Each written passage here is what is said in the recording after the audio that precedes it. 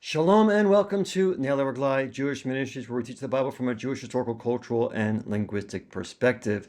We're continuing in our series in the book of Genesis, and this is teaching number 13. I've titled this teaching The Everlasting Covenant, and we'll be focusing on Genesis chapter 9, verses 1 to 17. However, before we get into the text of this teaching, I want to do a little bit of a review from the previous two teachings. In Genesis chapters 6 to 8, we see how the flood event and the preservation of life on the ark were all orchestrated by the hand of the Lord from beginning to end. I want to review the major events that we see in these chapters, and specifically in Genesis chapter 6, verse 14, to the end of Genesis chapter 8. Number one, the Lord gave Noach specific instructions for how to build the ark. Number two, the Lord commanded Noach to bring a male and female from every animal, bird, and the creatures of the earth into the ark. 2 from every creature, but 7 from all the clean animals and birds. Number 3, the Lord gave Noach a 7-day warning and told him when they should enter the ark. Number 4, the Lord brought the floodwaters upon the earth on the 17th day of the second month in the 600th year of Noach's life. Number 5, the Lord caused the ark to rest on the mountains of Ararat on the 17th day of the 7th month. Number 6, the Lord spoke to Noach on the 27th day of the second month in the 601st year of Noach's life and told him to go out of the ark and to bring every living thing out of the ark with him. Number 7, after leaving the ark, Noach built an altar to the Lord and offered burnt offerings from the clean animals and clean birds. And number 8, in response to these offerings, the Lord promised to never again curse the ground on account of man and to never again destroy all flesh as he had done by the flood.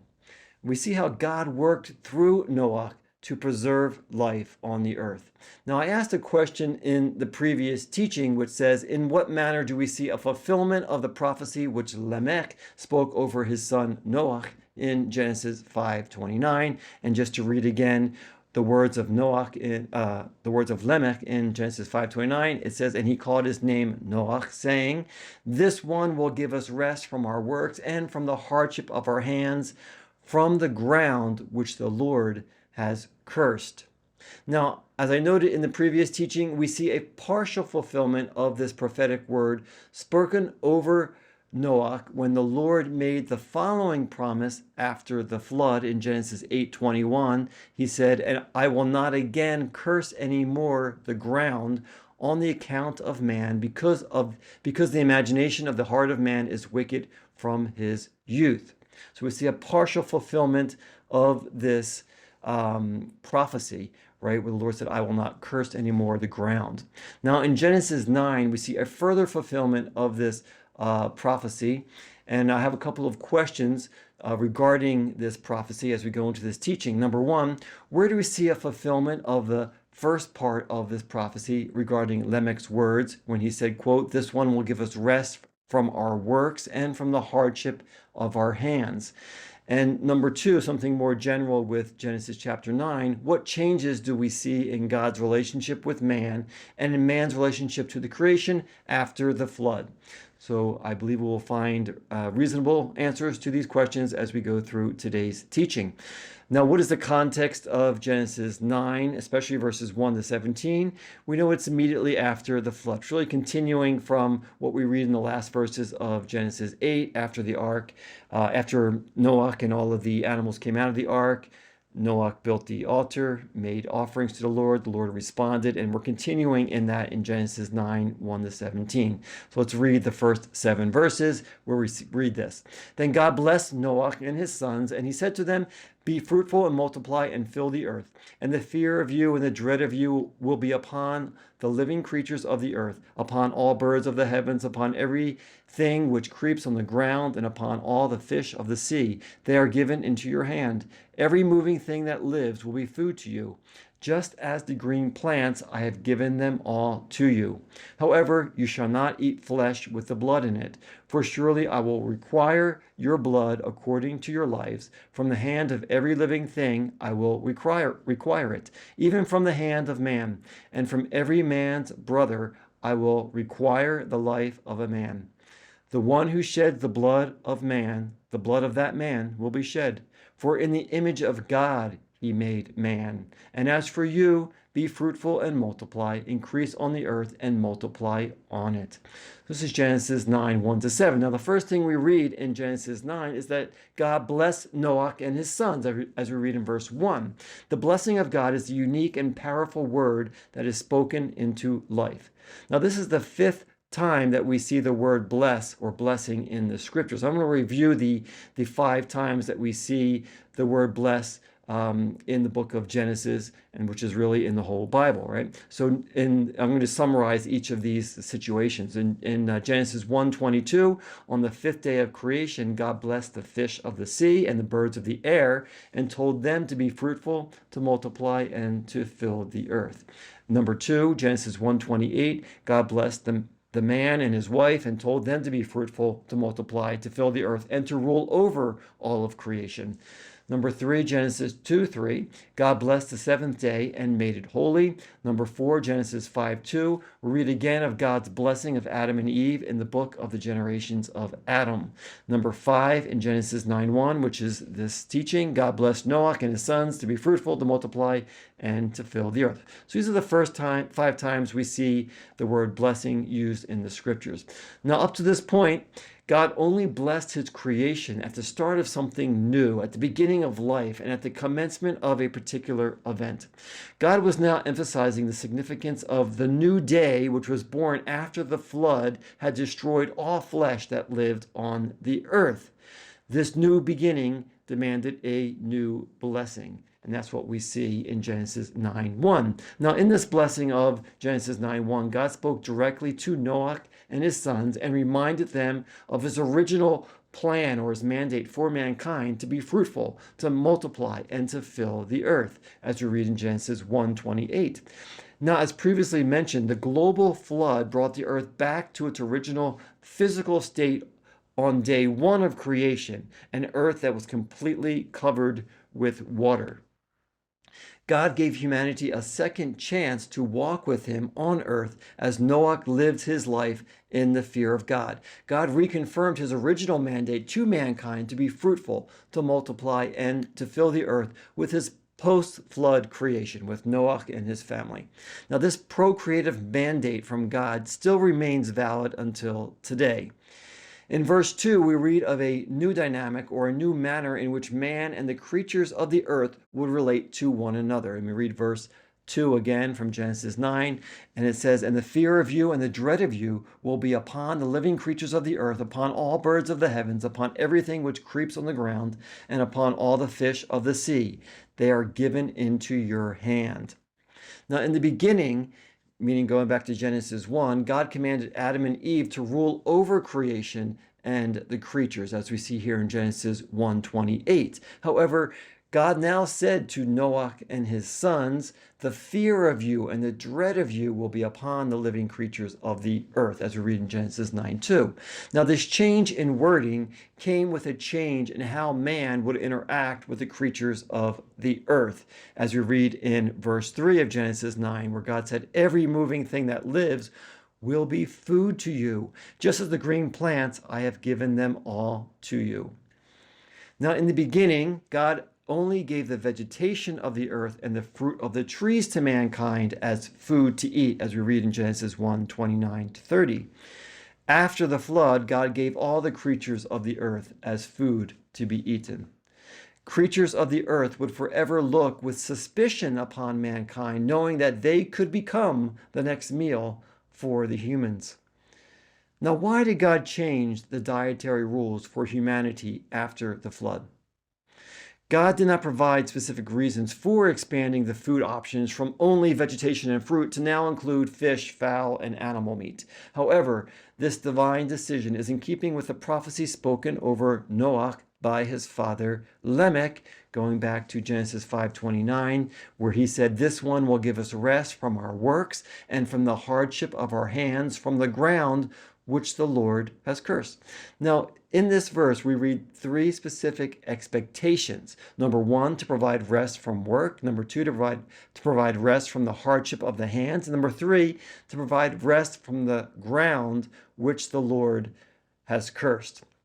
Now, Lamech's prophetic words over his son Noach, whose name means rest, was mostly focused on the Lord's curse upon the ground from which man obtained the food which he ate, which goes back to the curse in Genesis 3, right? And I just want to read these words which the Lord spoke to Adam. Genesis 3:17 and 19. And to Adam he said, "Because you listened to the voice of your woman and ate from the tree which I commanded you, saying, 'Do not eat from it.' Cursed is the ground on account of you. In pain you will eat of it all the days of your life. It will also bring forth thorns and thistles for you, and you will eat the plants of the field.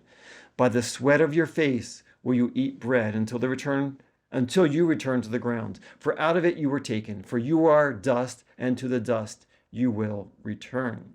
So that's the original curse, right? Going back to Genesis 3:17 and 19. Now, as we have already seen in Genesis 8:21, God promised to never curse the ground again, as he did by destroying all flesh from the earth. Now, in Genesis 9, we read how God provided relief or rest from the curse of the ground and the hardship of man's hands by expanding the food options available to mankind. No longer would humanity be solely reliant upon the produce of the ground, both the fruit and the vegetation that comes forth from the ground. God gave all the creatures of the earth, beasts, birds, fish, and crawling creatures, as additional sources of food for humanity to eat.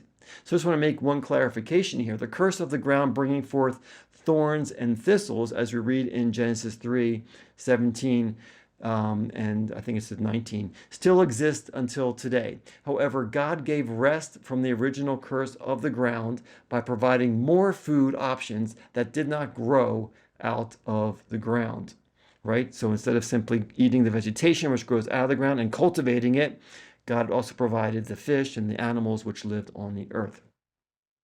It was through the obedience of Noach, whose name means rest, that the Lord gave rest or provided rest to mankind from the curse of the ground. So hopefully this clearly answers our question about how God fulfilled this prophecy regarding that in Noach's life that there would be rest from the curse of the ground. Now, while permitting Noach and the generations which followed to eat the flesh of the creatures of the earth, God emphatically stated that they were permitted to do this while obeying one specific command, as we read in verse 4, "However, you shall not eat flesh with the blood in it." Any living creature with blood flowing through its veins needed to first have its blood drained out before it was eaten. We see this command repeated throughout the scriptures and even in the New Testament, as we read in Acts 15:19 to 20, right? This is when the Gentile believers were being added to the Jewish believers, right? That was kind of a new thing back then. And the apostles wrote to them and saying, listen, you don't need to keep the law, but you must continue to not eat the blood with the meat in it, right? Drain out the blood first. So we see how this is consistently taught in the scriptures. Blood represents the life of every living creature, as we read in the context of the sacrificial offerings in the book of Leviticus. Leviticus 17:11 says, "For the life of the flesh is in the blood, and I have given it to you on the altar to make atonement for your souls, for it is the blood by reason of the life that makes atonement." Blood equals life, right? This is something we see consistently in the scriptures. Now, after emphasizing the importance of not eating the flesh with the blood in it, God then spoke of the sanctity of life in the next two verses, as we read in verses 5 and 6, where it says, "For surely I will require your blood according to your lives. From the hand of every living thing I will require it, even from the hand of man, and from every man's brother I will require the life of a man. The one who sheds the blood of man, the blood of that man will be shed, for in the image of God he made man." Now, in these two verses, God set a judicial standard of justice for the shedding of human blood. Any living thing, animal or man, that takes the life of a human being, his life will be required from him. It is basically the sixth commandment 1,000 years before it was given. Do not murder. So why does God state this now, after the flood? Why was this not stated at the beginning, during the days of Adam and Eve?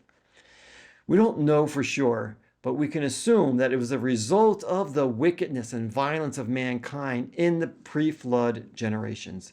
Violence filled the earth leading up to the days of Noach, and God destroyed all flesh because of their wickedness and violence. Humanity needed God's law to guide them. God was forced to set a standard of justice, to control the violence of mankind, and to keep humanity accountable when one man takes the life of another man. The reason that God stated in these verses for keeping man accountable for committing murder is found in the last phrase of verse 6, where it reads in Hebrew, Ki b'tselem Elohim asa et ha'adam, for in the image of God he made man. The intrinsic value of every human being is that we are made in the image of God. This truth of Adam and Eve being created in the image of God was stated twice during the first creation account, as we read it in Genesis chapter 1, verses 26 and 27. Being created in God's image should have been sufficient for the descendants of Adam and Eve to value one another, but it did not. Adam's firstborn son Cain killed his brother Abel, and violence continued on the earth. God understood that man needed a clear boundary to not cross. Therefore, he established this law after the flood. Anyone who takes the life of another human being, his life will be required from him.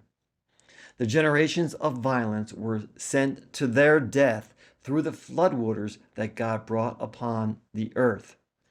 After the flood, God established a standard of protecting life and keeping man accountable for taking the life of another. As we read in Genesis 9:6, the one who sheds the blood of man, the blood of that man will be shed. God also reminded Noach and his sons that man is created in God's image and that they were created for life. Instead of killing one another, like the previous generations, God commanded man to be procreative and spread out in the earth, as we read in the final verse of this section in Genesis 9, verse 7. And as for you, be fruitful and multiply, increase on the earth and multiply on it. God commissioned mankind to be fruitful, to multiply, and to fill the earth. This was not a new command, but rather the original command that God gave to Adam and Eve, or a reminder of that command, right? In Genesis 1:28, God blessed them and God said to them, be fruitful and multiply and fill the earth. Now, God stated the same command twice in the first 7 verses of Genesis 9. It's in verse 1 and again in verse 7. And when God repeats something, we need to pay attention. And I think God was emphasizing that he is pro-life and he wanted his creation to be pro-life. And in the middle of that, he said, do not murder. And he gave a strong accountability for the one who takes the life of another man, right? God wanted to preserve life on earth, and he wanted to keep in check the violence that had been so out of control, leading up to the days of Noah and the flood. Humanity was created for life, and God wanted to see his creation flourish on earth in every respect, especially in regards to man and woman who were created in God's image. So now we're going to move on to the next section, which speaks about the covenant that God instituted after the flood. Let's continue in Genesis chapter 9, verses 8 to 17. And God said to Noach and to his sons with him, saying, and as for me, behold, I am making my covenant with you and with your seed after you, and with every living soul that is with you, of the birds and the animals, and of every living thing of the earth that is with you, of everything that came out of the ark, to every living thing of the earth. Now I am establishing my covenant with you. I will never again cut off all flesh by means of the flood waters, and there will not again be a flood which destroys the earth. And God said, this is the sign of the covenant that I am giving between me and between you and between every living creature that is with you for perpetual generations. I have set my bow in the cloud, and it will be a sign of the covenant between me and between the earth.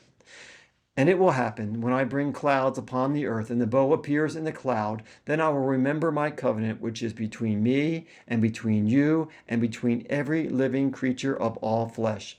And there will never again be waters of the flood that will destroy all flesh. And the bow will be in the cloud, and I will see it to remember the everlasting covenant between God and between all living creatures of all flesh that is upon the earth.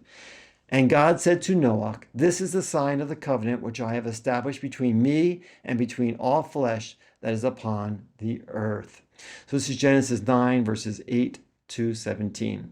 Now, in these verses, we read about the covenant that God instituted after the flood.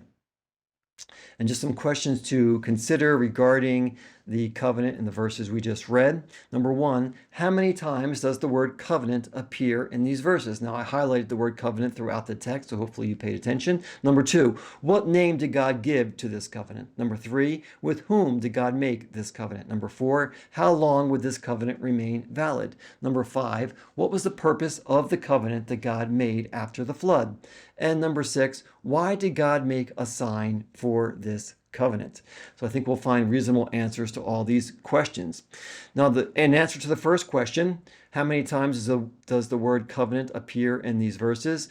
The answer is the word covenant appears for a total of 7 times in Genesis 9. And we know that the number 7 is the number of fulfillment, the number of completion, the number of God. So it's beautiful to see how the word covenant appears here for 7 times in Genesis chapter 9.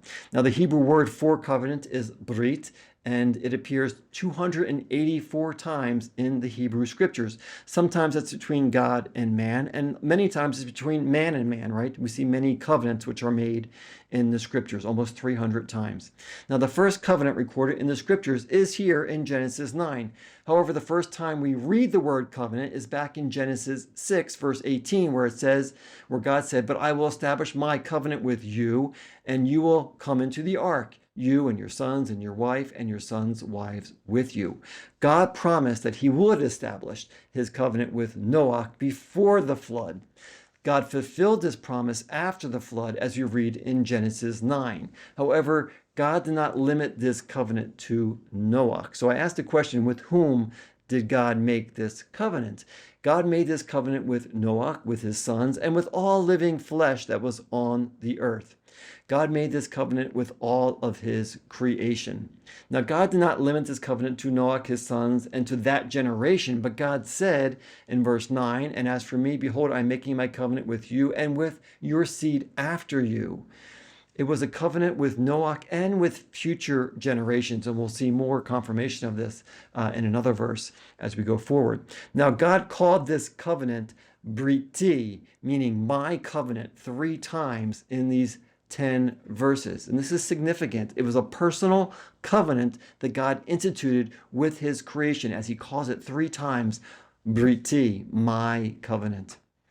Now, in verses 12 to 17, we read specifically about the sign of God's covenant. I want to read Genesis 9, verses 12 to 13 again, as we get into the sign of the covenant, right? And it says this, and God said, this is the sign of the covenant that I'm giving between me and between you and between every living creature that is with you for perpetual generations. I have set my bow in the cloud, and it will be a sign of the covenant between me and between the earth.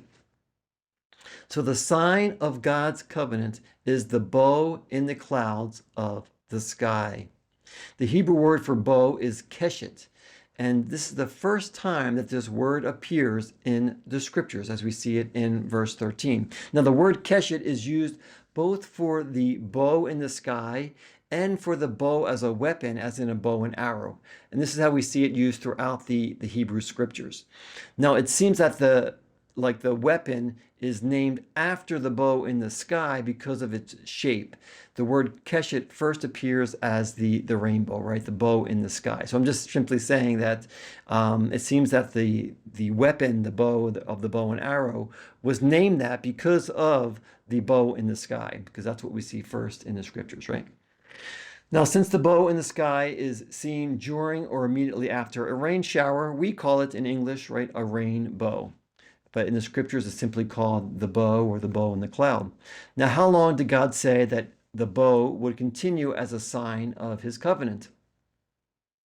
God said that the sign of the bow would continue for perpetual generations, as we read it in verse 12. And just to mention that the Hebrew for this phrase for perpetual generations is le dorot olam, for everlasting generations, or for perpetual generations. God said that this sign would continue to testify to every generation which would exist on this earth. Now, why did God give the rainbow as a sign in the sky to mark this covenant? It seems like that it was to be a reminder to us, to humanity, that God would not destroy the earth again with a global flood. This being true, God actually stated that this sign is for him to remember the covenant that he made with his creation, as we read in verses 14 and 15. And it will happen when I bring clouds upon the earth and the bow appears in the cloud, then I will remember my covenant, which is between me and between you and between every living creature of all flesh. And there will never again be waters of the flood that will destroy all flesh. Now, logistically and physically, the rainbow is set in the clouds between heaven and earth, right? So it was to be that constant reminder of God's promise to never flood the earth again, and something between God and his creation. God said that the bow in the cloud would cause him to remember his covenant to never destroy all flesh again by the waters of the flood.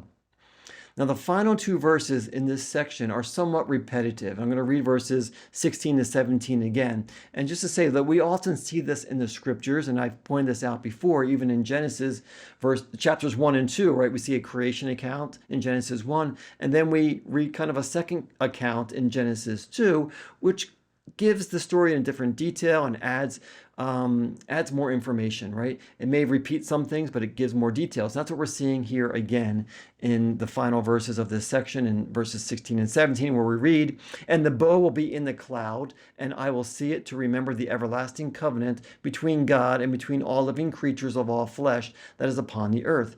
And God said to Noach, this is the sign of the covenant which I have established between me and between all flesh that is upon the earth. Now, as completely devastating as the flood was, God's promise was true, and his covenant was reassuring to Noach, his sons, their wives, the animals, and to all future generations of creation that God would never again completely destroy all flesh by the means of a global flood. Now, how long would this covenant be in effect? In Genesis 9:12, God said that the sign of this covenant would continue le dorot olam, for everlasting or perpetual generations. Now, in the final two verses, specifically in verse 16, we read, and the bow will be in the cloud, and I will see it to remember the everlasting covenant because between God and between all living creatures of all flesh that is upon the earth. God called this covenant an everlasting covenant between himself and all living creatures on the earth. Everlasting covenant in Hebrew is Brit Olam, eternal or everlasting covenant. The Hebrew phrase Brit Olam appears 16 times in the Old Testament scriptures, right, in the Hebrew Bible.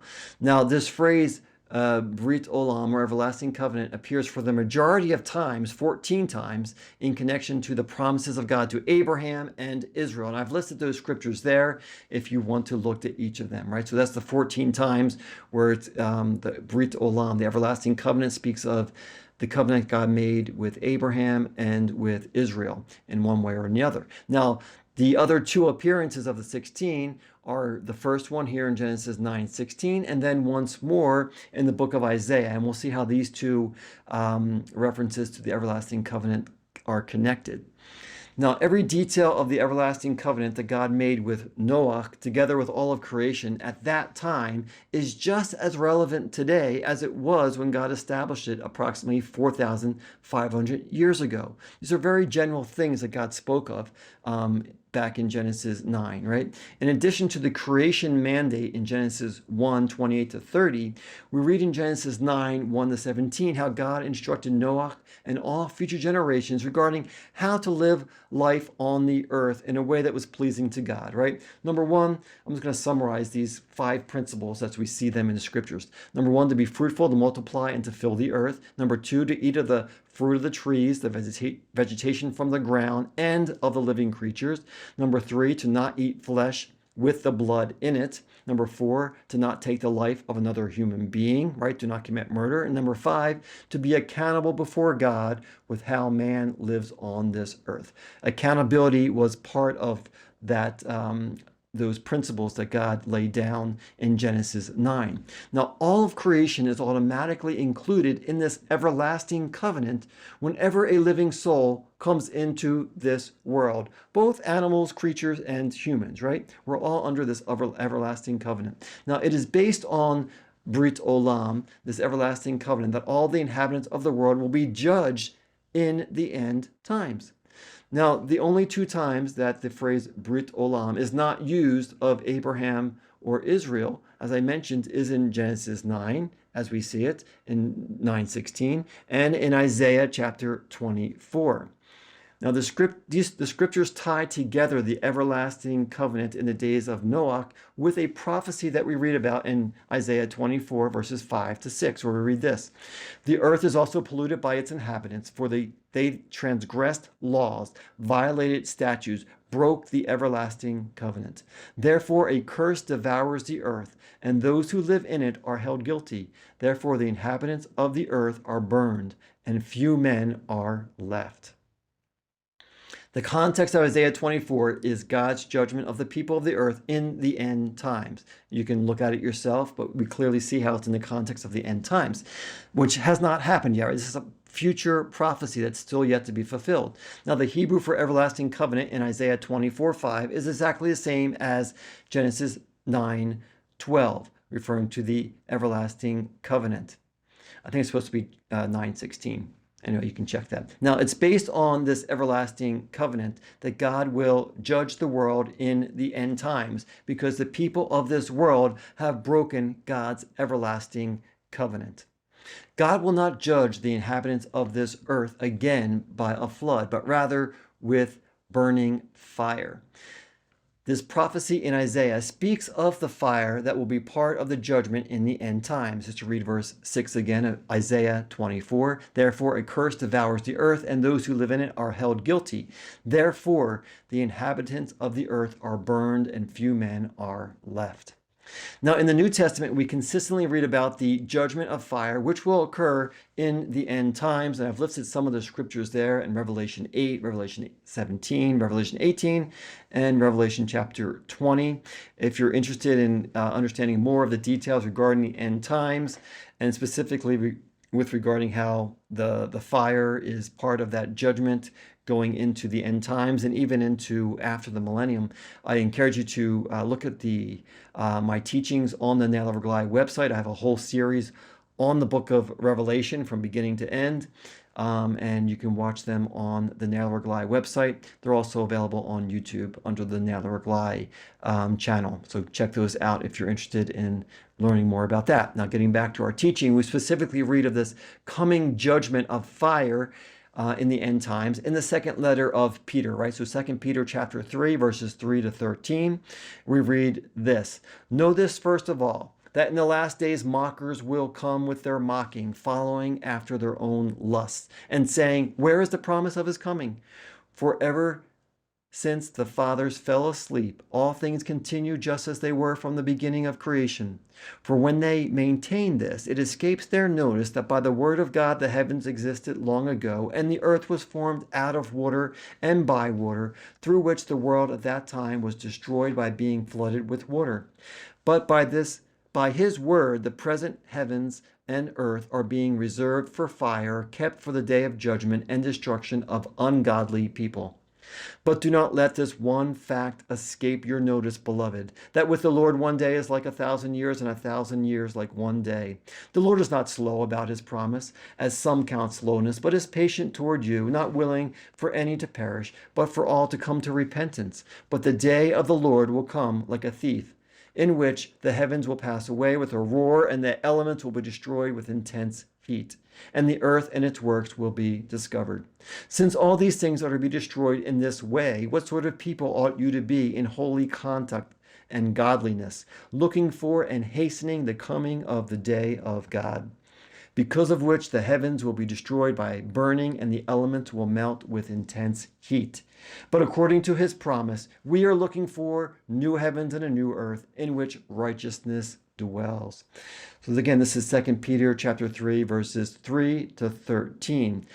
And we see here Peter being inspired by the Holy Spirit, connected the judgment of the world by the flood waters in the days of Noach to the coming judgment of the world by fire in the end times.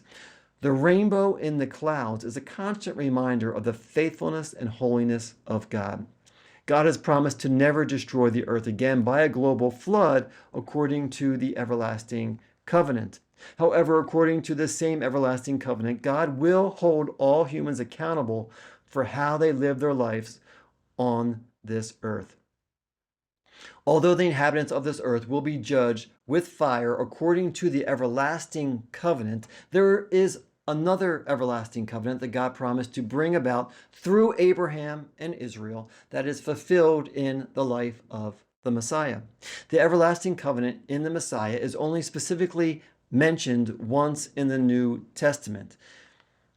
And we read this in Hebrews 13, 20 to 21. Now may the God of peace, who brought up from the dead the great shepherd of the sheep, through the blood of the eternal covenant, that is, Yeshua our Lord, equip you in every good thing to do his will, working in us that which is pleasing in his sight, through Yeshua Messiah, to whom be the glory forever and ever. Amen.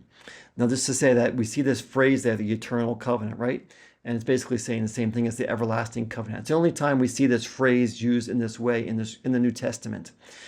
Now, the Messiah's sacrifice has given us an eternal inheritance by means of the new covenant. Again, we see this in Hebrews 9:15. For this reason, he, meaning Yeshua, is the mediator of a new covenant, so that since a death has taken place for the redemption of the violations that were committed under the first covenant, those who have been called may receive the promise of the eternal inheritance.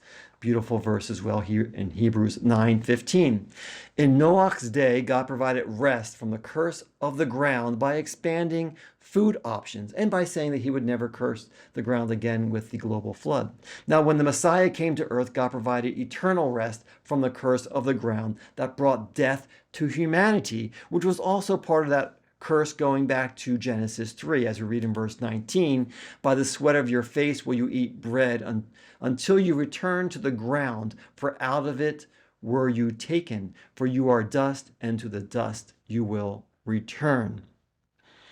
It is comforting to know that because of the everlasting covenant that God made in Noach's day, he will never destroy the earth again by a flood.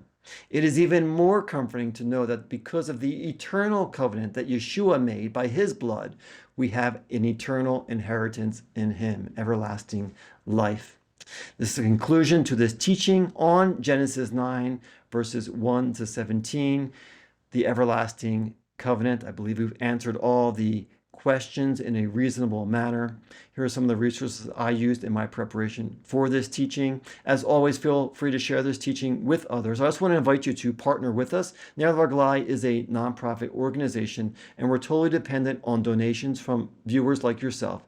So please consider a donation of any amount today, and you can do so by going to our website, nerlarglai.com. I also want to invite you to sign up for our weekly emails so you can receive our teachings regularly.